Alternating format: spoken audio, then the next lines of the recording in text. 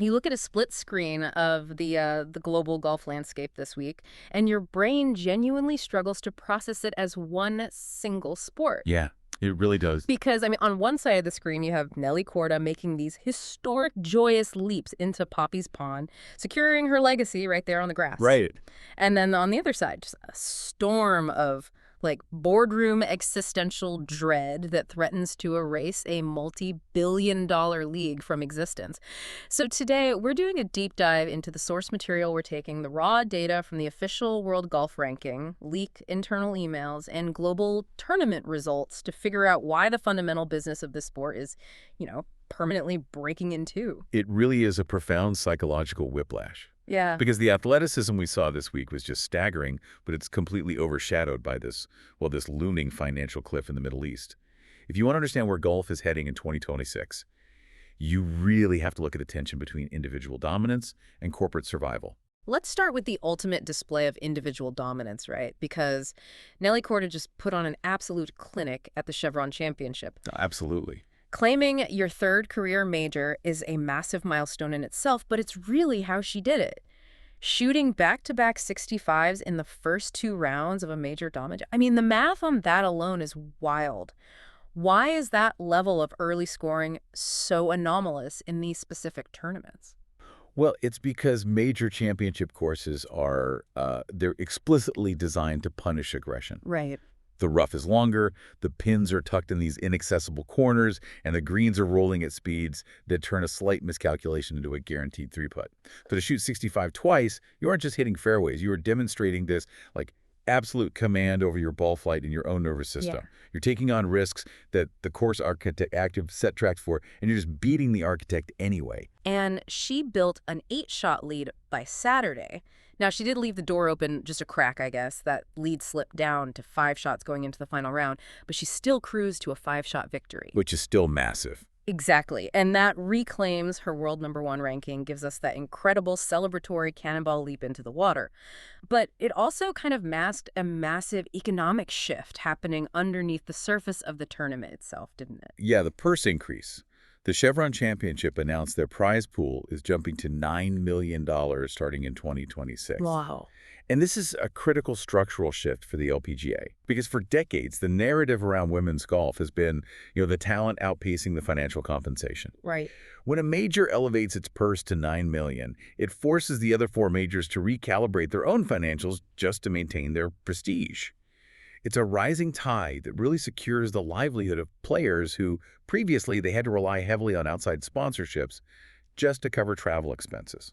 Speaking of covering expenses, we saw Stacey Lewis wrap up her career at the Chevron with her husband and her dad right there on the bag. Yeah, such a great moment. Just a perfect, self-contained way to bow out of the sport.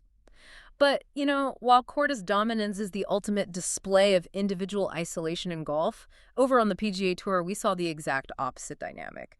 A masterclass in team reliance at the Zurich Classic of New Orleans. The Zurich Classic is the PGA Tour's only team event, and the emotional stakes were just incredibly high there.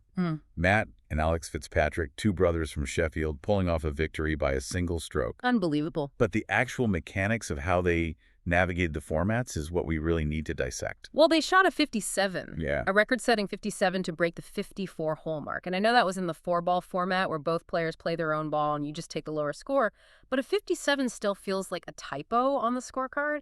How does a team even manufacture a round like that? It requires a perfect, almost symbiotic synchronization of risk.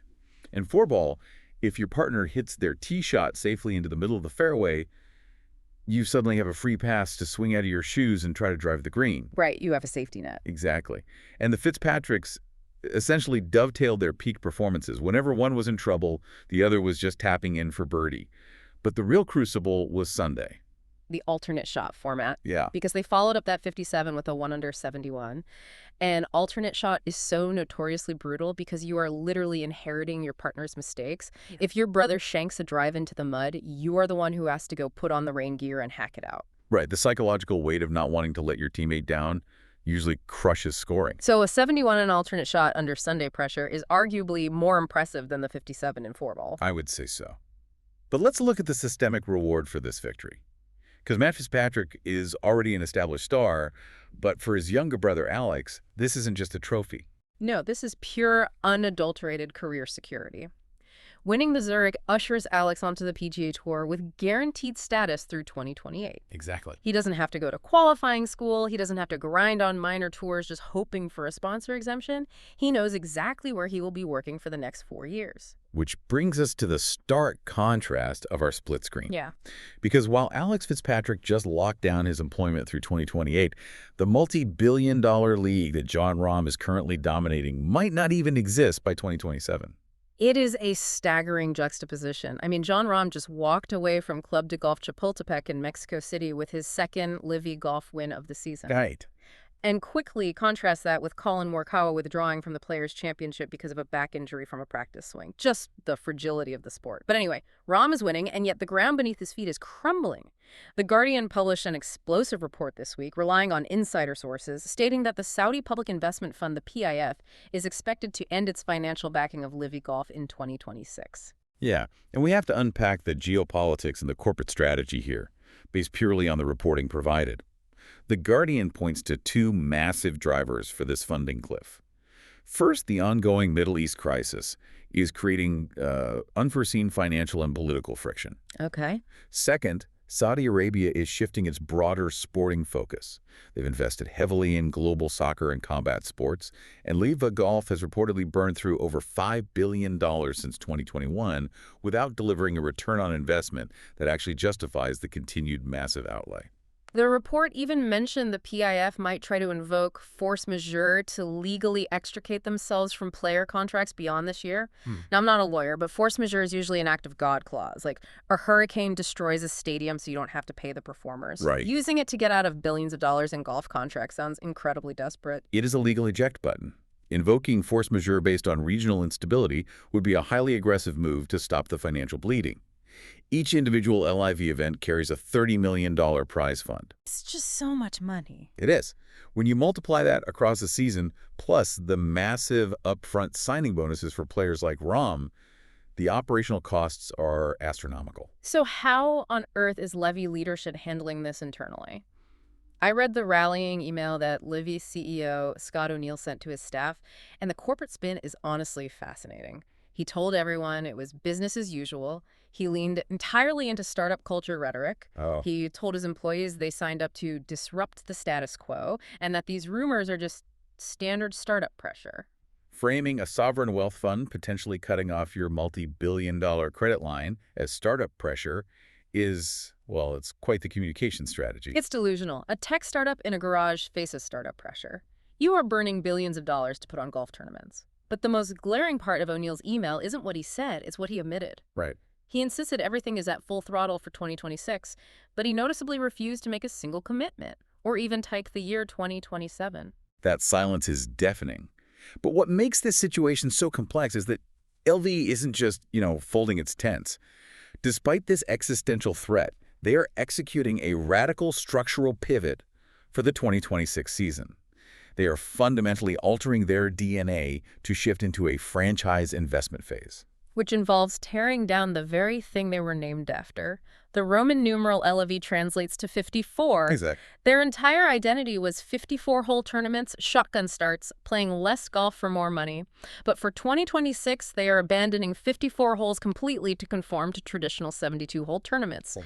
Is this them admitting their disruptor model failed and they're just desperately surrendering to get validation from the golf establishment? It is absolutely a calculated surrender. To secure long-term viability, they need official World Golf Ranking validation, which we will get to in a minute. You're right. But the OWGR and the traditional golf world view 72 holes as the ultimate test of physical and mental fatigue.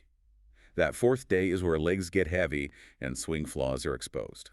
Livy realizes that to be treated as a legitimate primary tour rather than an exhibition circuit, they just have to play the same game as everyone else. But the structural changes go way beyond adding a fourth day of golf. They are expanding the fields to 57 players and throwing an absurd amount of money at team equity to make these teams function like NFL or Premier League franchises. Yeah, think of it like Formula One. In F1, you have the individual drivers fighting for the championship, But the real money, the corporate sponsorship, and the structural value is in the Constructors' Championship, the teams. Okay, that makes sense. Levy is trying to replicate that mechanism.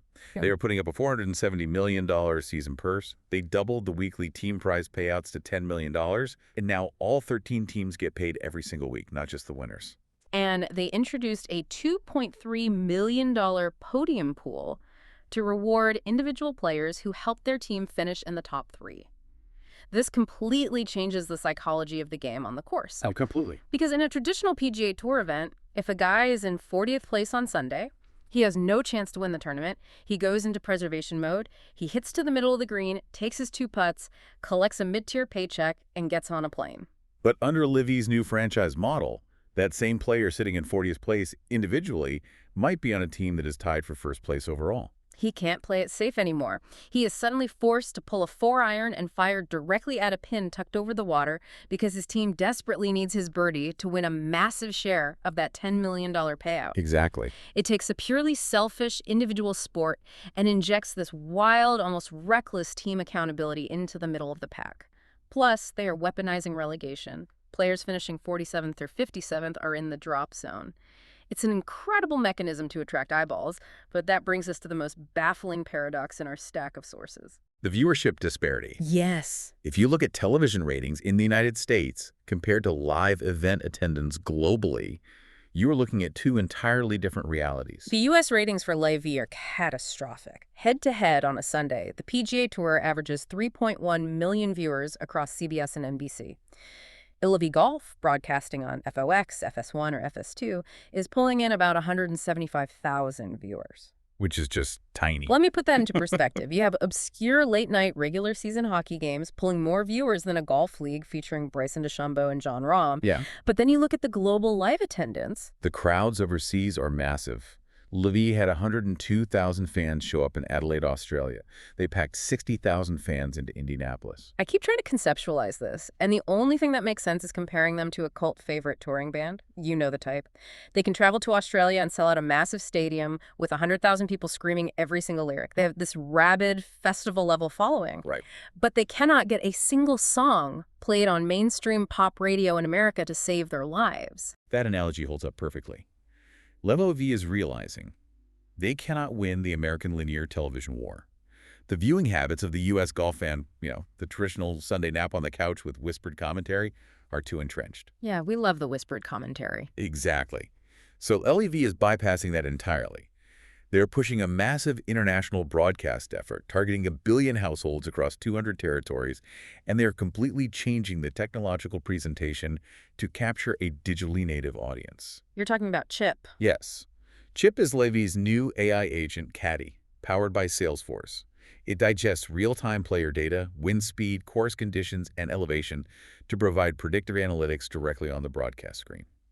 It feels much more like watching a live Twitch stream of a video game than a traditional golf broadcast. But while they are busy trying to reinvent the broadcast for Gen Z, they are getting absolutely hammered by the traditional gatekeepers. They really are. Because the official World Golf Ranking Board just handed down a ruling on Levy events, and the formula is punishing. They decided that for Levy events, only the top 10 finishers will receive any ranking points whatsoever. The OWGR argues that their mandate is to protect the integrity of the system for the thousands of professional golfers grinding on 24 other tours around the world. But it's essentially grading on the steepest curve imaginable. I mean, the OWGR isn't just ignoring Levy. They are treating a no-cut event the way a prestigious university treats an unaccredited high school. They don't care if you got a B+. They don't trust the syllabus. Right. If a major champion grinds for 4 days and finishes 11th, he gets mathematically erased for the week. The guy in 11th gets the exact same 0 points as a player who stayed home and didn't swing a club. Well, the OWGR's mechanism here is based on meritocracy. On the DP World Tour or the Challenge Tour, players have to make a 36-hole cut just to earn a paycheck.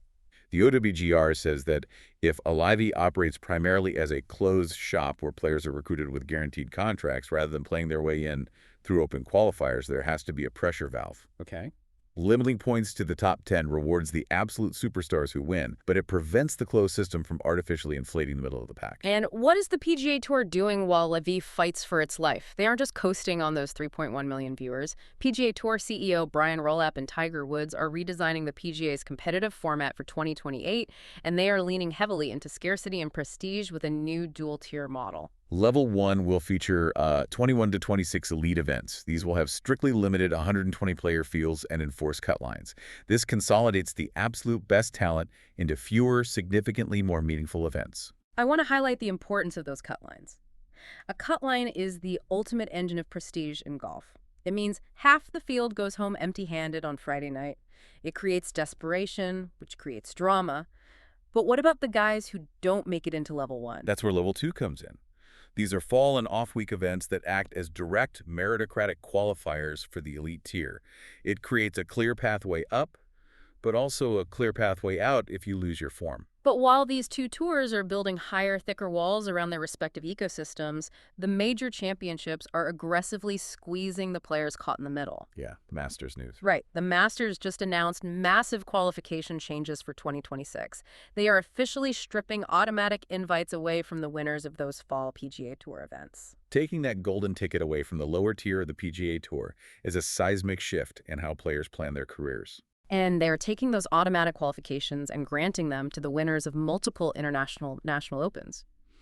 If you are sitting at home trying to follow your favorite player next year, your viewing habits are about to completely change. Oh, absolutely. Because OWGR points are capped on LIV and the PGA Tour is becoming highly exclusive, you are going to see a desperate global scramble. You will be watching streams of the Australian Open, the South African Open, and the Japan Golf Tour at 3 a.m. just to see if a superstar can farm enough points or grab an automatic invite to circumvent the divide and get into the majors. And this global scramble leads directly to the transfer portal. The career limbo that Live defectors will face if that Saudi funding actually dries up is highly volatile. If you are a transcendent star, a Bryson DeChambeau or a Jon Rahm, PGA Tour CEO Jay Monahan is already publicly considering potential pathways back. Because the tour needs their star power. Exactly. There are even reports of Brooks Koepka's potential reinstatement. But what about the rank-and-file LV players who burn their bridges? The guys who took the money but don't really move the television needle, they might be permanently locked out. We're already seeing players looking for emergency off-ramps. Pat Perez, for example, is reportedly abandoning hopes of a PGA return and looking ahead to joining the PGA Tour champions in 2027, just hoping to age out of the conflict. And yet, outside of this billionaire tug-of-war, the fundamental game of golf continues globally. On the International Series, which serves as a crucial pathway to Leva V, we saw Ham secure a brilliant wire-to-wire victory over John at the Singapore Open. And down in the amateur ranks, which is where the actual future of the sport is currently being forged, Mark Cadden won the West of Ireland Amateur. But he didn't just win, he survived an absolute 20-hole thriller. Now, The physical and mental endurance to go extra holes in amateur match play where there's no multi-million-dollar safety net is golf in its purest form. we also received a highly surprising structural update regarding the 2027 Ryder Cup in Ireland. Jim Furyk has officially been named the United States captain again. Which is wild. He captained the U.S. team back in 2018 in Paris, and they got absolutely dismantled by the Europeans. Running it back with Furyk for an away game when the U.S. is desperately trying to win overseas for the first time in decades is a massive gamble by the PGA of America. It shows reliance on veteran leadership during a time of extreme instability. So let's pull all of this together. We've gone from the graphs of the Chevron to the boardrooms in the Middle East, the chaotic civil war phase of professional golf, the bitter press conferences, the antitrust lawsuits. That era is effectively over. Yeah, it seems so. We are now deeply entrenched in the integration phase of a permanently bifurcated world. We are never returning to the unified monopoly of 2021.